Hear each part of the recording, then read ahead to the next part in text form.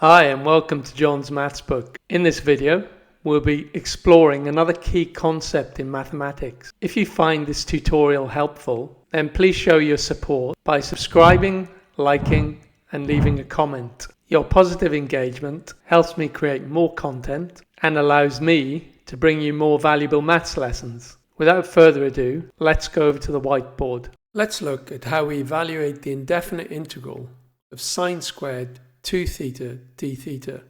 To do this, we need to transform the integral using a trig identity.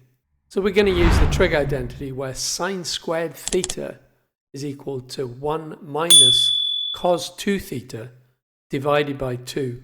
And in our case, theta is equal to 2θ.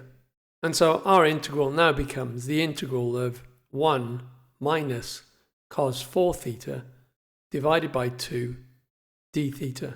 So we now have two integrals. We have the integral of a half dθ minus the integral of cos4θ divided by 2 dθ.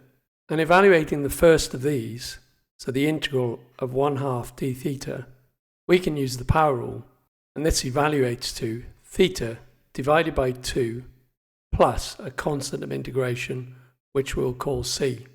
If we now evaluate the second of these integrals, we want to integrate cos4θ divided by 2 dθ. And to do this, we're going to make a substitution. So we're going to let u equal 4θ. So du by dθ is equal to 4, and dθ is equal to du divided by 4. Substituting for 4θ and dθ gives us the integral of cos u divided by 8 du.